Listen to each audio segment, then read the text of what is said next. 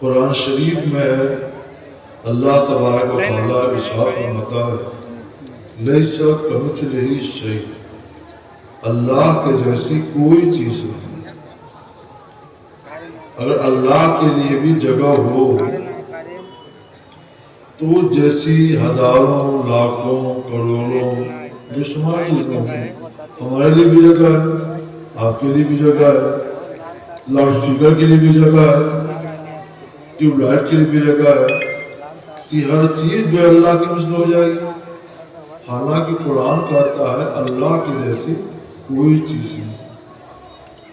جب ہمارا عقیدہ قرآن کے مطابق ہے اور قرآن کہتا ہے کہ اللہ کی جیسی کوئی چیز نہیں، تو اللہ کے لیے جگہ ماننا یہ قرآن کی خلاف ہے،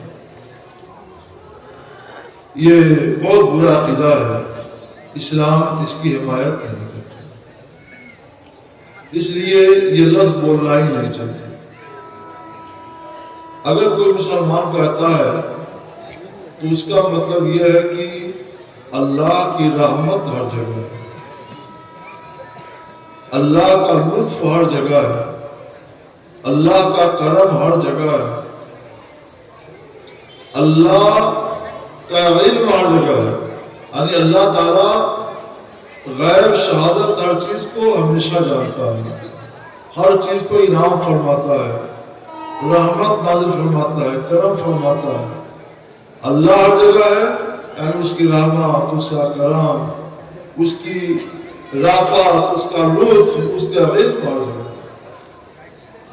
تو اس معنی کے لحاظ سے کوئی بولے تو حرام یا گناہ کو نہ کہیں گے، لیکن اس لفظ کو بولا ہی نہ جائے جس سے اللہ کے لیے جگہ کی بات پائی جائے۔ وہ عقیدہ ہو تو کفر ہوگا، حرام ہوگا، وہ عقیدہ نہ ہو تو کفر تو نہیں ہوگا، لیکن پھر بھی ممنوع ضرور ہے۔ اس لیے یہ نہ کہیں کہ اللہ ہر جگہ ہے، بلکہ یہ کہیں کہ اللہ کی رحمت ہر جگہ ہے، یہ کہیں کہ اللہ کی نعمت ہر جگہ ہے، یہ کہیں کہ اللہ کا کرم ہر جگہ ہے۔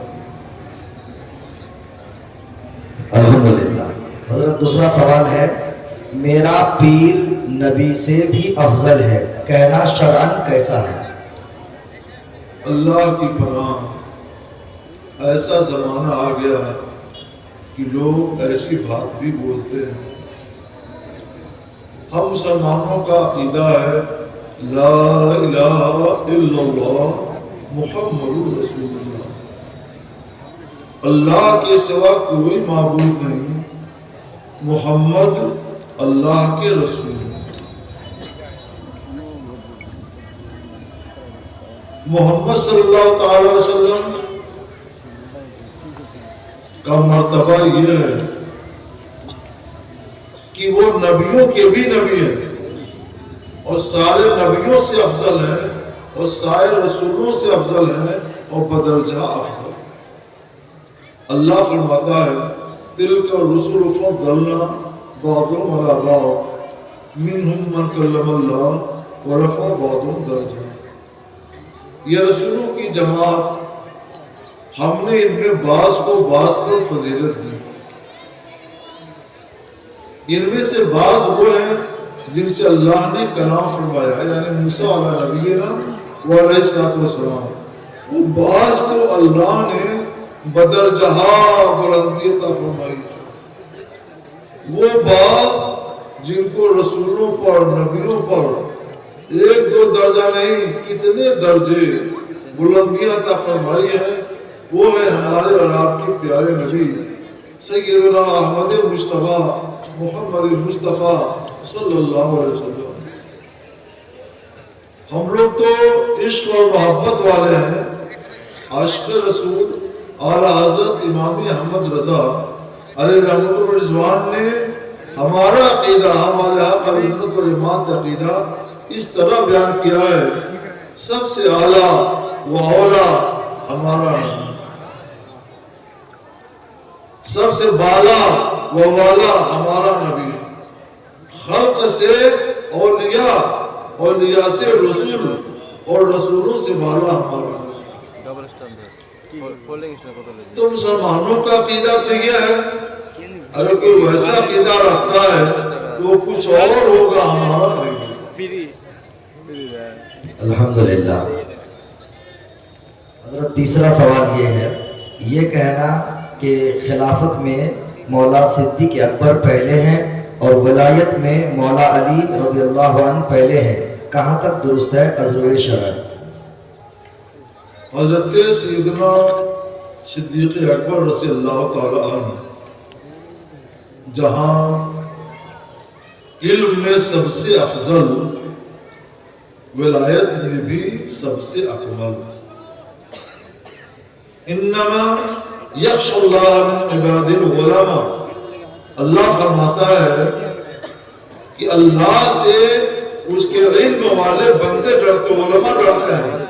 جس کا علم زیادہ ہوگا وہ زیادہ ڈرے گا، اور جب زیادہ ڈرے گا تو اس کی ولایت بھی ویسے ہی ہوگی۔ قرآن پاک فرماتا ہے، اللہ تعالیٰ کا ارشاد ہے، ان اکرمکم عند اللہ اتقاکم، تم میں سب سے عزت والا، کرامت والا وہ ہے جو تم میں سب سے زیادہ تقوی شیار اور پرہیزگار ہو۔ تقوی شیاری اور خوف الہی، خشیت خداوندی کی بنیاد کیا ہے؟ علم ہے۔ تو جس کا علم زیادہ اس کا تقوی زیادہ، اور جس کا تقوی زیادہ اس کا کرام زیادہ۔ اس لیے ساری امت کا اجماع ہے کہ سب سے زیادہ علم والے اور سب سے زیادہ تقوی اور خشیت الہی والے سیدنا صدیق اکبر رضی اللہ تعالیٰ عنہ ہیں۔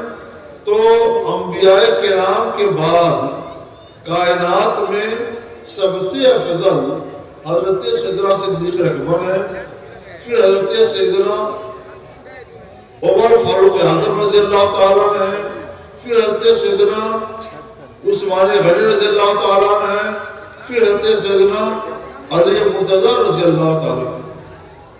ہر ایک کا پایا بہت اونچا۔ ہمارا یہ منصب نہیں ہے کہ ہم کسی کے علم کا، فضل کا، ولایت کا اپنے پیمانے سے کوئی معیار مقرر کریں۔ امت کا اس پر اجماع ہے، ہم نے اس اجماع کو بیان کر دیا ہے، اسی کے مطابق عقیدہ رکھنا چاہیے، اس کے علاوہ سے بچنا چاہیے۔ حضرت ایک سوال ہے کہ حضرت امیر معاویہ رضی اللہ تعالی عنہ کو برا بھلا کہنا کیسا ہے؟ حضرت سیدنا امیر معاویہ رضی اللہ تعالی عنہ حضور سید عالم صلی اللہ تعالی علیہ وسلم کے صحابی، سرکار صلی اللہ علیہ وسلم نے وحی لکھنے کی ذمہ داری بھی ان کو تفویض کی تھی، ان کو سونپی تھی۔ کچھ اختلاف ضرور ہوا حضرت سیدنا حسن مجتبی رضی اللہ تعالیٰ عنہ سے اور حضرت امیر معاویہ رضی اللہ تعالیٰ عنہ سے، ان سے پہلے علی مرتضیٰ رضی اللہ تعالیٰ عنہ سے۔ تو ہمیں حکم ہے کہ بزرگوں کے، صحابہ کے آپس کے جو اختلاف ہیں ہم ان میں نہ پڑیں، ان کے مرتبے بڑے ہیں۔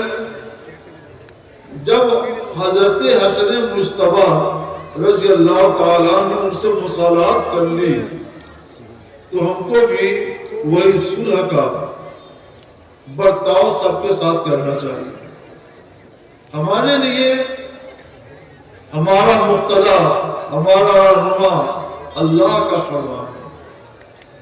اللہ تعالیٰ فرماتا ہے وَكُلًّا وَعَدَ اللَّهُ الْحُسْنَىٰ، یعنی تمام صحابہ کے نام جو ہجرت سے پہلے کے ہیں، ہجرت کے بعد کے ہیں، السابقون الاولون ہیں یا اس کے بعد والے ہیں، تمام صحابہ کرام کے بارے میں اللہ عز و جل نے یہ اعلان کر دیا ہے کہ ان تمام صحابہ سے اللہ نے حسنہ کا یعنی جنت کا وعدہ فرما دیا، اور تمام صحابہ میں حضرت امیر معاویہ رضی اللہ تعالیٰ عنہ بھی ہیں۔ تو ہم تو وہ عقیدہ رکھتے ہیں جو اللہ نے ہم کو بتایا، وہ عقیدہ رکھتے ہیں جو قرآن نے ہم کو بتایا، اور ہم ان سے بھی صلح رکھتے ہیں جن سے امام حسن مجتبی نے صلح کیا۔ وہ ہمارے سردار ہیں اور ہمارے نزدیک بھی مکرم ہیں. اللہ تعالیٰ نے ان کو بھی جنتیوں میں شمار کیا. حضرت ایک سوال ہے، شیئر بازار میں روپیہ لگانا کیسا ہے؟ جہاں تک ہو سکے اس سے بچنا چاہیے. میں ہمیشہ اس سے منع کرتا رہا، لیکن لوگ ہیں کہ شیئر بازار کے پیچھے پڑ گئے. تو اس میں ایک گنجائش ہے شرعی، اس گنجائش پر عمل کرتے ہوئے اگر کوئی ایکویٹی شیئر لے تو اس کی اجازت ہے. ذمہ داری اس کی ہے، نفع ہو تو وہ ذمہ دار اور نقصان ہو تو وہ ذمہ دار. جو شرعی گنجائش ہے اس کے مطابق ہم نے بتایا کہ شیئر بازار میں جو ایکویٹی شیئر چلتا ہے اس ایکویٹی شیئر کو لے سکتے ہیں. البتہ ہونا یہ چاہیے کہ آج ایکویٹی شیئر لے لیا اور 2-4 مہینے میں اس کا بازار بہت اونچا ہو گیا. جب اس کا بازار اونچا ہو، اچھا ریٹ ہو، اس وقت بیچ کر کے نکل جائے. ایک سوال ہے، چیٹ جی پی ٹی سے شرعی مسئلہ پوچھنا کیسا ہے؟ ایک ایپ ہے اس میں عام طور سے جو بھی آپ سوال ڈالیے مل جاتا ہے، تو اس ایپ سے شرعی مسئلہ دریافت کرنا کیسا ہے؟ میرے خیال سے یہ بات اسی سے پوچھ لینی چاہیے کہ تم بتاؤ تم سے شرعی مسئلہ پوچھنا چاہیے کہ نہیں. وہ بھی اعتراف کرے گا کہ میں کوئی عالم نہیں، میں کوئی فقیہ نہیں، میرے پاس قرآن اور حدیث رسول اللہ کا علم نہیں، مجھ سے مسئلہ نہ پوچھا جائے اور میں بتا بھی دوں تو اس پر عمل نہ کروں. یہ تو وہ بھی کہے گا. دیکھیے یہ AI میں کیا چیز ہے؟ مصنوعی ذہانت. اسی کی ایک شاخ چیٹ جی پی بھی ہے. اس میں معلومات بندوں نے بھری ہے. یہ کمپیوٹر کی ترقی یافتہ شکل ہے اور بندوں نے اس میں طرح طرح کی معلومات بھری. تو جتنی معلومات اس کے پاس بھری ہوئی ہے کہیں سے بھی جب پوچھا جاتا ہے تو برطرفداری کے ساتھ تلاش کر کے وہ بات لا دیتا ہے جو سوال کا جواب ہوتا ہے. اگر اچھی بات بھری گئی ہو تو اچھی بات بتائے گا اور غلط بات بھری گئی ہو تو غلط بات بتائے گا. اس کے پاس قرآن کا علم نہیں ہے، سنت رسول اللہ کا علم نہیں ہے، فقہ و شریعت کا علم نہیں ہے. کسی بھی شخص نے جو بھر دیا وہ بتا دے گا. اس سے دینی مسئلہ پوچھنا اور دینی مسئلہ وہ بتاتا تو اس پر عمل کرنا یہ جائز نہیں ہے. اس سے آپ لوگ بچیں. دینی مسئلہ کس سے پوچھا جائے؟ اللہ فرماتا ہے، ہمارے پاس شاہد ہے، فَاسْأَلُوا أَهْلَ الذِّكْرِ إِن كُنتُمْ لَا تَعْلَمُونَ. جو مسئلہ تمہیں معلوم نہیں ہے تو علم والوں سے پوچھو، یعنی مفتیوں سے پوچھو، فقہا سے پوچھو. ظاہر سی بات ہے کہ چیٹ جی پی یہ اہل علم نہیں ہے. چیٹ جی پی یہ فقیہ نہیں ہے، یہ مفتی نہیں ہے. جب وہ فقیہ نہیں ہے، مفتی نہیں ہے، اہل علم سے نہیں ہے تو اس سے مسئلہ پوچھنا جائز نہیں ہے. ایک حدیث مجھ کو یاد آئی، حضور سید عالم صلی اللہ تعالی علیہ وسلم کا ارشاد ہے کہ آخری زمانہ میں، یعنی جب میری امت کا آخری زمانہ آئے گا تو علم سینوں سے اٹھا لیا جائے گا. تو لوگ جاہلوں سے مسئلہ پوچھیں گے. جائز مطلب جس کے پاس علم نہیں اس سے مسئلہ پوچھیں گے، وہ بتائے گا، پھر وہ خود بھی گمراہ ہوگا، دوسروں کو بھی گمراہ کرے گا. فضلوا وضلوا. لوگ بھی گمراہ ہوں گے اور یہ بھی گمراہ نہیں کرے گا. تو یہ بھی جاہل ہے، علم شریعت کا علم اس کے پاس نہیں ہے، اس کے پاس عقل ہی نہیں ہے، دماغ ہی نہیں ہے، دین سے کیا سمجھے گا وہ؟ یہ وہی چیز بیان کرتا ہے جو اس کے اندر بھرا گیا.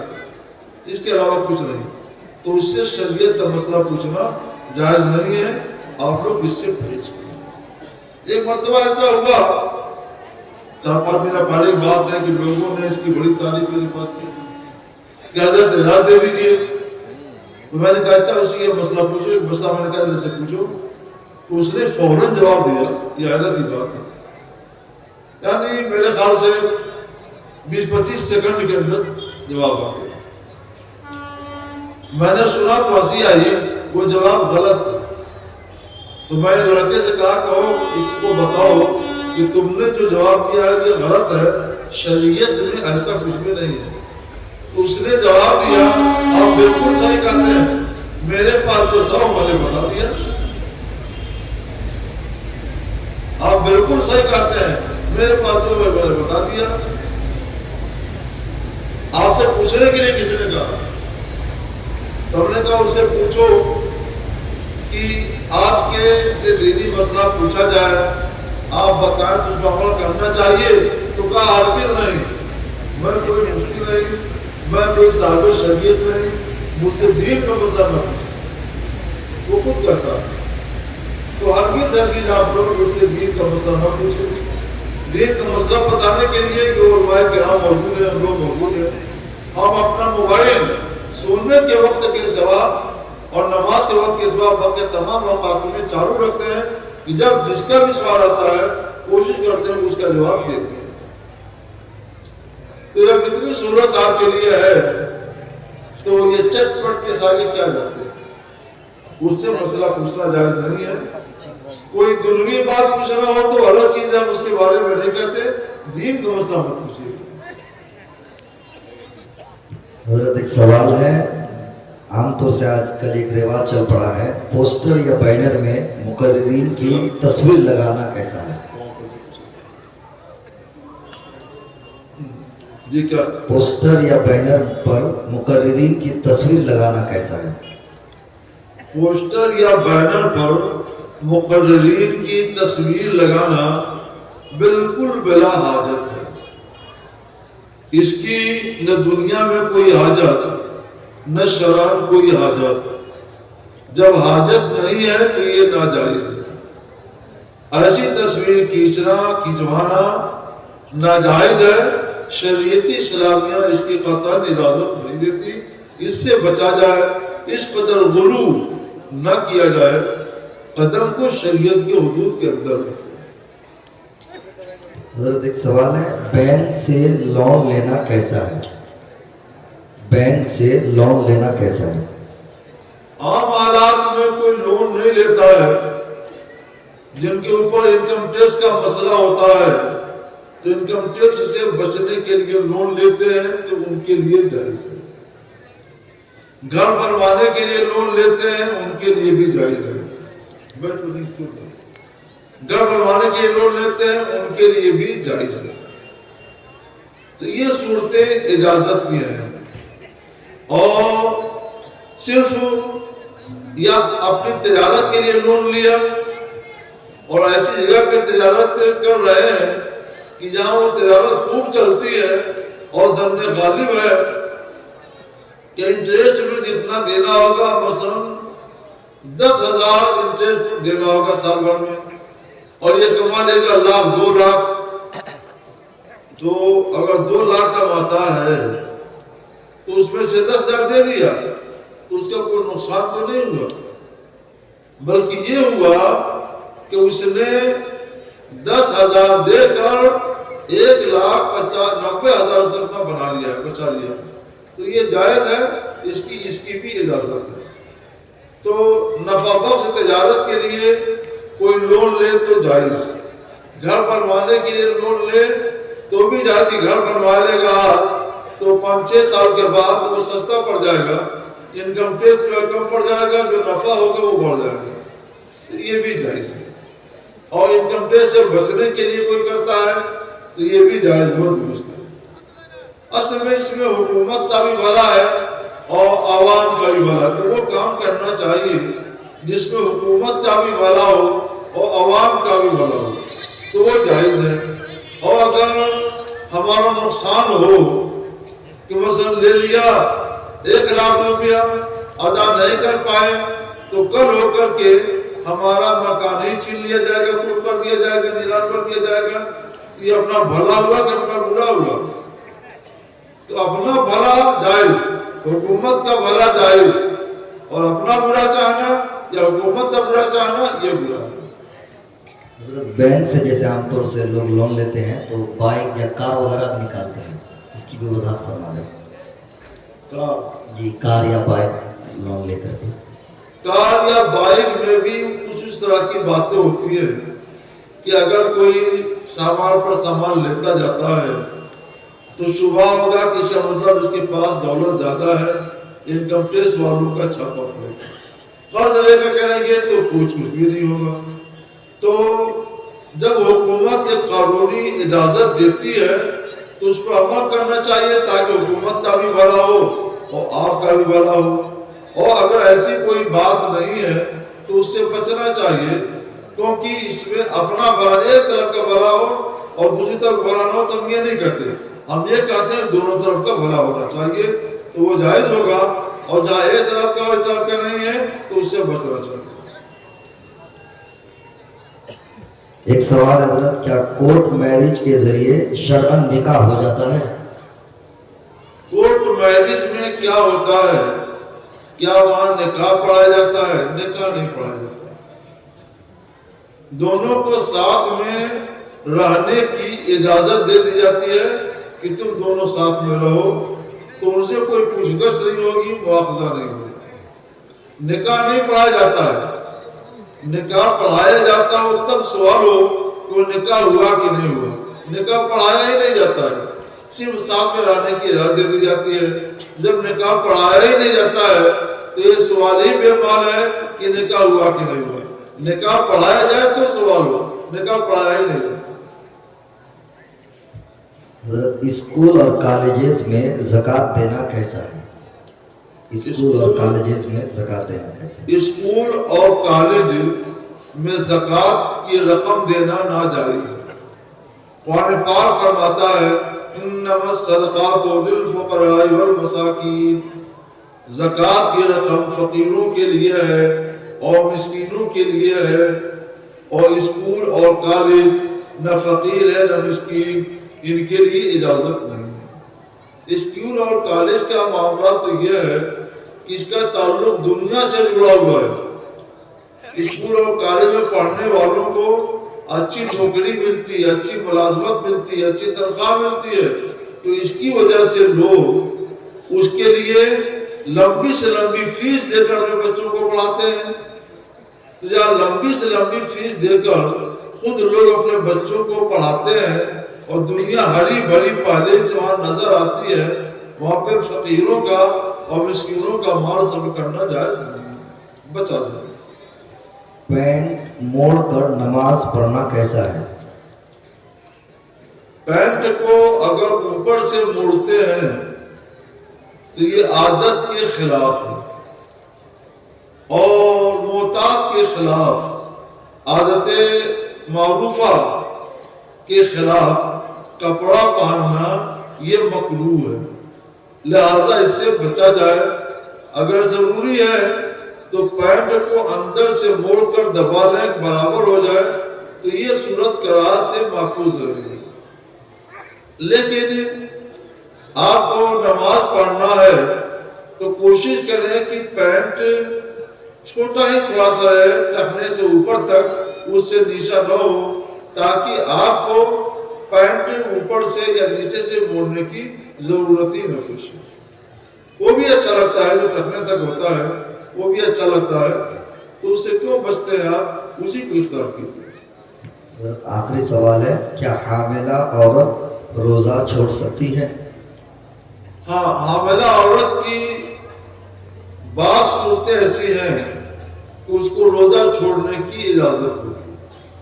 اگر اس کو اس بات کا خطرہ ہو جائے کہ روزے سے رہے گی تو اس کا حمل خطرے میں پڑ جائے گا، اس کی جان بچنا دشوار ہو جائے گا، تو اسے روزہ چھوڑنا جائز ہے.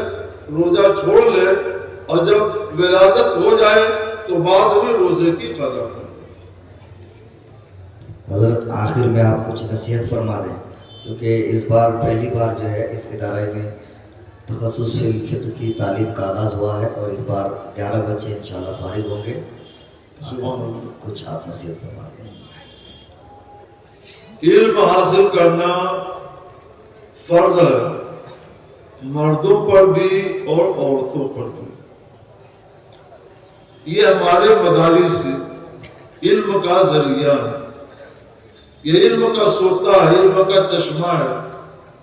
یہاں پہ انسان ڈالے جاتے ہیں، علم والے ڈالے جاتے ہیں، اعلیٰ تعلیم والے تیار کیے جاتے ہیں۔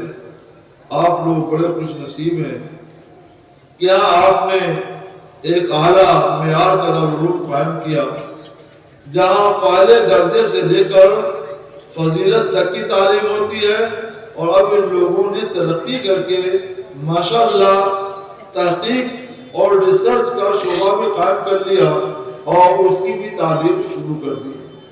تو جو تعلیم ہمارے یو پی میں بڑے بڑے اداروں میں ہوتی تھی، وہ تعلیم یہاں پہ شروع ہو گئی۔ تو یہ بڑی خوشی کی بات ہے، آپ لوگ اس کی طرف راغب ہوں، متوجہ ہوں اور اس کو آگے بڑھانے کی کوشش کریں۔ میں نے ابھی کل کے روز بھی بتایا تھا، آج بھی بتاتا ہوں کہ آج ہماری قوم کیوں پچھڑی ہوئی ہے، پستی میں کیوں جا رہی ہے، روز بروز پستی میں جا رہی ہے۔ اقتدار ہمارے ہاتھ سے چھین لیا گیا، حکومت ہمارے ہاتھ سے چھین گئی، چھین لیا گیا نہیں، چھین گئی۔ عزت ہمارے پاس نہیں رہی اور وقار ہمارے پاس نہیں رہا۔ ہمارے حصے میں اس کے خلاف رسوائی آئی، بدنامی آئی، محکومی آئی۔ ایسا کیوں ہے؟ اس پر آپ کو غور کرنا چاہیے۔ اس کی بہت بڑی وجہ یہ ہے کہ ہمارے پاس علم کی کمی ہے۔ آپ علم کو فروغ دیجئے، علم آپ کو فروغ دے گا۔ آپ علم کو ترقی دیجئے، علم آپ کو ترقی دے گا۔ علم حاصل کیجئے۔ جب علم حاصل کرتا ہے آدمی تو اس کی فکر صحیح ہوتی ہے، اس کا عمل صحیح ہوتا ہے، اور جب علم نہیں ہوتا ہے تو الٹا سیدھا کچھ بھی سوچتا ہے، الٹا سیدھا کچھ بھی کرتا ہے۔ قوت فکر و عمل پہلے فنا ہوتی ہے، پھر کسی قوم کی عظمت میں زوال آتا ہے۔ اس کو آپ یاد رکھیے گا۔ ہمارا کیا معاملہ ہے کہ کسی نے کوئی نعرہ دے دیا تو ہم سمجھتے ہی نہیں ہے کہ یہ نعرہ جو دیکھنے میں ہمارے لیے ٹھیک لگ رہا ہے، اچھا لگ رہا ہے، کہ ایسا نہ ہو کہ ہمارے لیے بڑے فریب کی بات ہو، ہم اس پر ٹوٹ پڑتے ہیں۔ کسی نے آپ کے خلاف کوئی بات کہہ دی تو تیش میں آ گئے، جوش میں آ گئے، برداشت کو کھو دیا اور سب جھگڑا شروع ہو گیا۔ نہیں، ایسا کیوں ہو رہا ہے کہ ہمارے پاس سوچنے کی صلاحیت نہیں لگے، ہمارے پاس علم کی دولت نہیں لگے۔ آپ اپنی عظمت رفتہ کو واپس لانا چاہتے ہیں تو قوت فکر و عمل پیدا کیجیے، اور اس کے لیے علم حاصل کرنا ضروری ہے۔ تو اپنے بچوں کو علم کے میدان میں آگے بڑھائیے۔ برکاتی پیغام ہے، آدھی روٹی کھائیے، بچوں کو پڑھائیے۔ مسلمانوں یاد رکھو، علم کو ترقی دو گے تو اللہ تمہیں ترقی دے گا، مدرسوں کو آباد کرو گے تو اللہ تمہیں آباد کرے گا، مدرسوں کو بلندی پر لے جاؤ گے اللہ تمہیں بلندیاں دے گا۔ علم کی بلندی آپ کی سب بلندی۔ آپ کے سامنے وہ منظر علماء نے بیان کیا ہوگا کہ جب حضور سید عالم صلی اللہ علیہ وسلم دنیا میں تشریف لائے تو ہر طرف جہالت پھیلی ہوئی تھی، ہر طرف جہالت جہالت جہالت۔ وہ دور ہی جہالت کا کہلاتا تھا، کیونکہ جاہلی لوگ رہتے تھے، پڑھے لکھے لوگ، ان کو اونٹ چلانے سے کام تھا، اس سے زیادہ کوئی نہیں۔ آپس میں لڑتے تھے، جھگڑتے تھے، زندگی گزارنے کا سلیقہ نہیں تھا۔ حکومت کیسے کی جائے گی، کیا سلیقہ؟ جو گھر نہیں چلا سکتے، جو اپنی زندگی نہیں گزار سکتے، وہ کوئی حکومت کیا چلائیں گے؟ حضور سید عالم صلی اللہ تعالی وسلم جب دنیا میں تشریف لائے تو آپ نے علم کا پیغام سب کو دیا، ایمان کا پیغام دیا، ایمان کے ساتھ ساتھ علم کا پیغام دیا، اور تھوڑے ہی دنوں میں علم کی دولت سے لوگوں کو ایسا مالا مال کر دیا کہ جس قوم کو زندگی گزارنے کا طریقہ نہیں تھا وہ قوم حکمرانی کی آل ہو گئی، اور انہوں نے جہاں بانی کا کام شروع کر دیا۔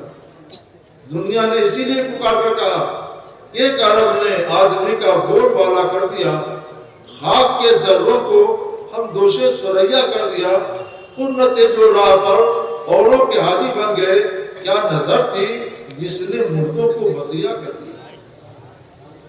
جہالت تھی، سرکار نے علم کی روشنی پھیلا کر کے سب کو عزت کی بلندیوں تک پہنچا دیا۔ جن کو زندگی گزارنے کا سلیقہ نہیں تھا ان کو جہاں بانی کا صالح اور لائق بنا دیا۔ آپ پاس تو آج سے بالکل زیرو نہیں ہے، بہت کچھ ہے، اور ماشاءاللہ بنگال میں تو بہت حد تک شاگرد پائے بھی جاتے ہیں، لوگ ان سے دلچسپی رکھتے ہیں، تھوڑی سی دلچسپی اور بڑھا دیجیے، صاحب علم ہو جائے، انشاءاللہ آپ کی عظمت آپ کے قدم چومے گی، اللہ کی رحمت آپ کا استقبال کرے گی۔ مدرسوں کو بڑھائیے، یہ علماء اس زمین پر اللہ کی رحمت ہے، ان سے قریب رہیے، ان سے قریب رہنے میں آپ کا فائدہ ہے۔ میں نے بارہا بتایا ہے، اگر آپ پارلیمنٹ میں جانا چاہیں نہیں جا سکتے ہیں، اور ممبر پارلیمنٹ جن کو آپ ہی بناتے ہیں اس سے کہیے کہ آپ ساتھ ہم بھی چلیں گے، وہ لے کے چلا جائے گا تو کوئی آپ کو رکے گا نہیں، کیونکہ وہ پارلیمنٹ کا اسٹاف ہے، اس کے ساتھ آپ جائیں گے تو آپ کو نہیں کوئی روکے گا۔ یہ علماء کی جماعت، صادقین کی جماعت، یہ جنت کی اسٹاف ہے۔ جب یہ لوگ جنت میں جائیں گے، آپ نے ان کا دامن تھام لیا تو اپنے ساتھ آپ کو یہ بھی لیتے جائیں گے، جنت کا حقدار ہو جائیں گے۔ تو علماء کے ساتھ رہیے، علماء کی ہدایتوں پر عمل کیجیے، اور کسی بہکانے والے کے بہکاوے میں نہ جائیے، علم کو فروغ دیجیے، علم علم علم اس کی دولت حاصل کیجیے۔ وآخر دعوانا الحمدللہ رب العالمین۔ السلام علیکم۔